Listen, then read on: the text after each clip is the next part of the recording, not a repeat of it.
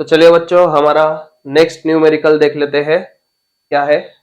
Liquid ammonia is used in ice factory for making ice from water. अब बर्फ की factory है, उसमें लिक्विड अमोनिया यूज कर रहे हैं बर्फ बनाने के लिए पानी से।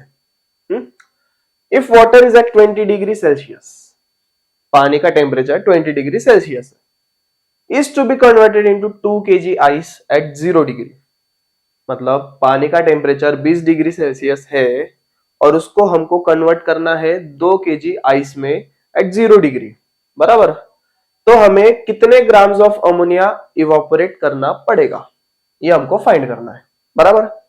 अब ये वाला जो क्वेश्चन, ये थोड़ा हार्ड क्वेश्चन है क्योंकि इसमें कंसेप्ट अलग है। अभी लास्ट टाइम हमने जो देखा था वो सिर्फ ये वाले फॉर्मूला पे डिपेंडेंट था, Q is equal to M C delta T.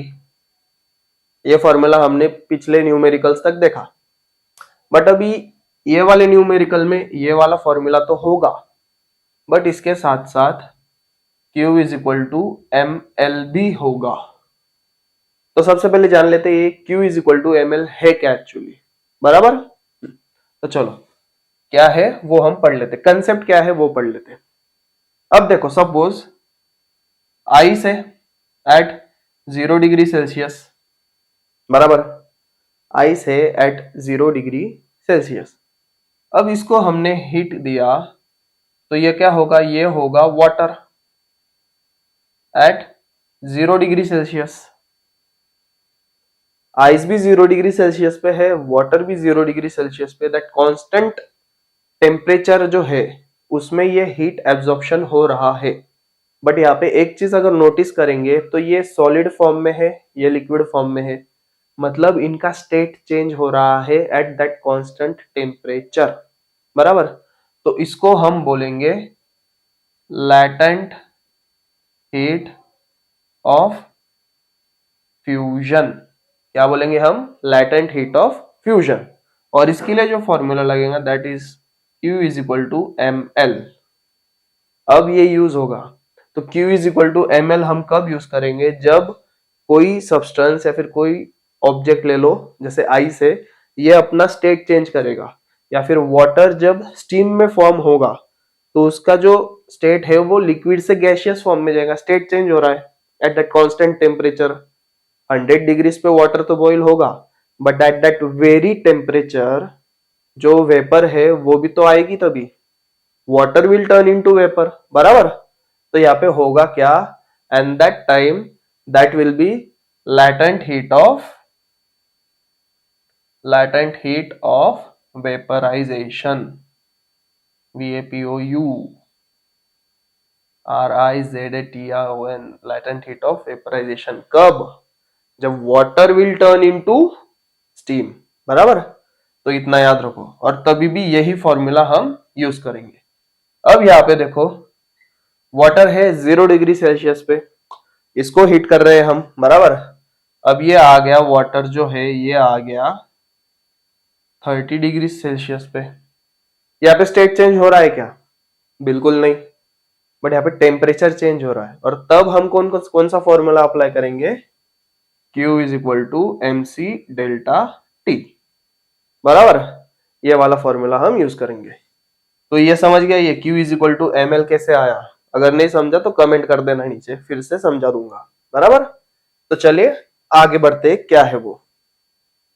अब देखो, गिवन डेटा देख लेते पहले क्या क्या दिया है। अब QA is equal to Q भी हम कंसिडर करेंगे। हमारे पास दो एटम्स है, एटम्स नहीं आइटम्स, QA एंड QB। अब QA में क्या है? वाटर है जो कि आइस में कन्वर्ट करना है हमें, ऑब्वियस बात। QB इज योर अमोनिया, बराबर। मास कितना है? 2 kg, ऑब्वियस बात है। M1 हमको फाइंड करना है, कितना अमोनिया इवापोरेट करना पड़ेगा वो हमको फाइंड करना है।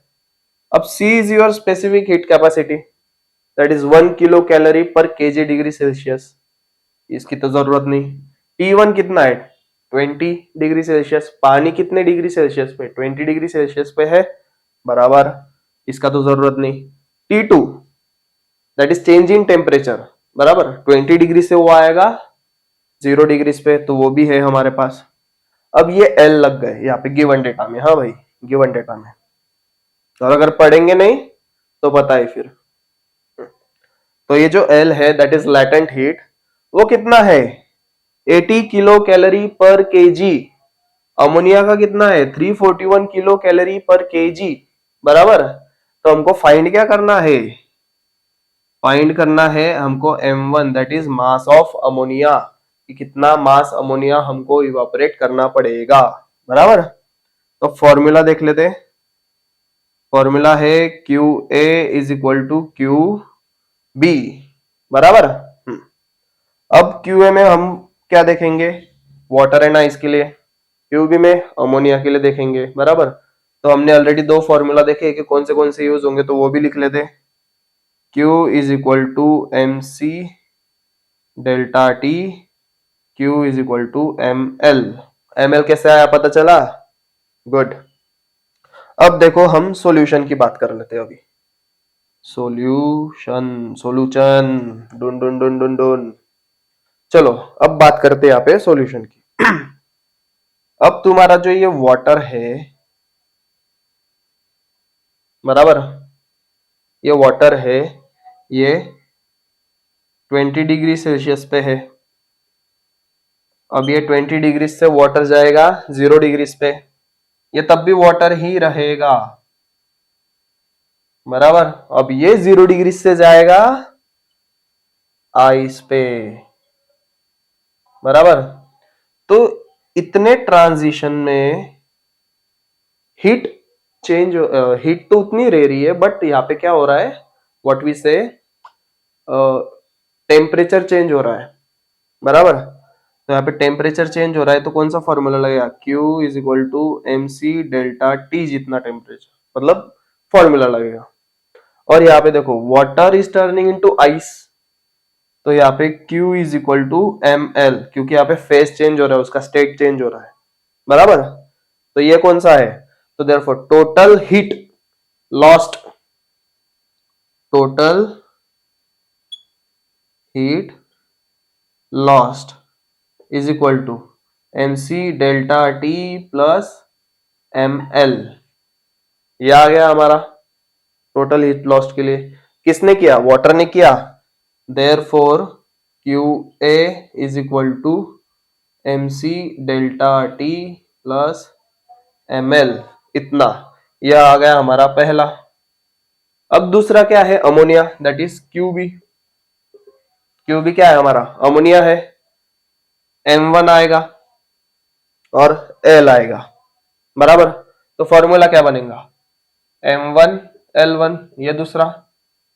अब जो है QA is equal to QB, इसमें क्या है, QA जितनी हीट लॉस करेगा उतनी हीट अमोनिया गेन करेगा, या vice versa, as in technically. तो हम क्या करेंगे, from 1 and 2 QA is equal to QB। अब QA कितना है, MC delta T plus ML जितना है, लिख लो MC delta T plus ML is equal to QB कितना है, M1L1, बराबर। हाँ, अब M1 तो हमें फाइंड करना है, तो M1 तो वैसे ही रखेंगे। M कितना है इसके लिए 2, C कितना है 1, डेल्टा T कितना है, डेल्टा T इज 20 माइनस 0। क्यों, क्योंकि पानी 20 डिग्री पे है, तो 20 से वो जाएगा 0 डिग्री पे, बराबर। हाँ, गुड। प्लस M कितना है फिर से 2, चलो लिख लो। लैटेंट हीट कितनी है 80, M1 तो फाइंड करना है, और L1 कितना है 341। अब करो इसको सॉल्व, सॉल्व करके बताओ कि तुम्हारा आंसर क्या आ रहा है, कमेंट सेक्शन में कमेंट जरूर करना, बराबर। तब तक हम भी देख लेते हैं, ये 2 आ गया, ये 20 आ गया, प्लस ये 160 आ गया, is equal to M1 into 341, बराबर। अब ये आ गया तुम्हारा 40 plus 160 is equal to M1 into 341, बराबर। ये आ गया 200 is equal to M1 into 341, 200 divided by 341 is equal to M1, बराबर। अब 200 को डिवाइड कर दो, क्या आएगा? चलो देख लेते यहाँ पे, रफ वर्क में सॉल्व करके देख लेते। 200 और 341 बराबर, ये जीरो आ गया तो ये 0 0 0, 200 वैसे लिख लो, एक जीरो ऐड कर दो 0। अब 341 इंटू 5 करते, 341 इंटू 5, 5 1 जा 5 और 0 2 कैरी 15 1 7 बरोबर। और 6 से करके देखते, 341 इंटू 6, 6 1 जा 6,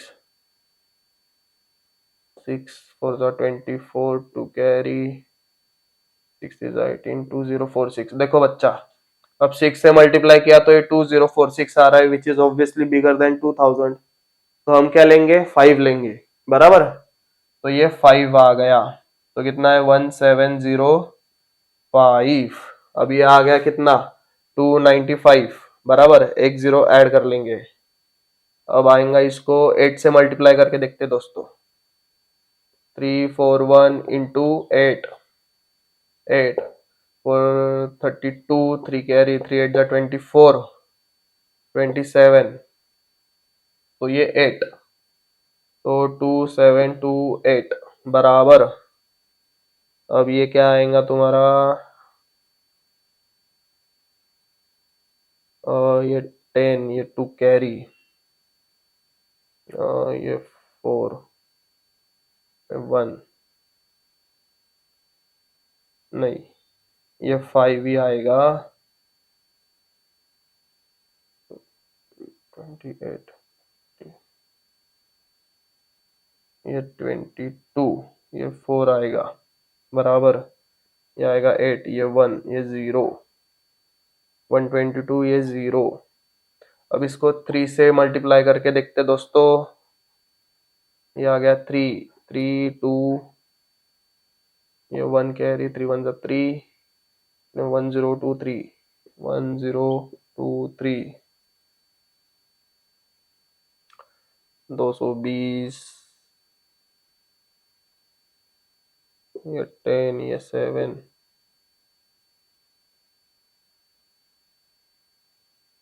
ये 0, ये 0,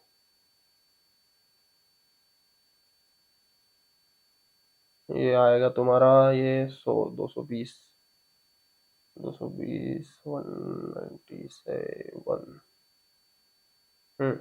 ये आ गया 197, ये 0 0.58, ये आ गया तुम्हारा 5।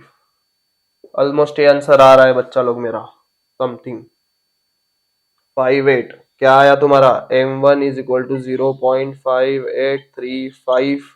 अब ये तुम्हारा किसमें है?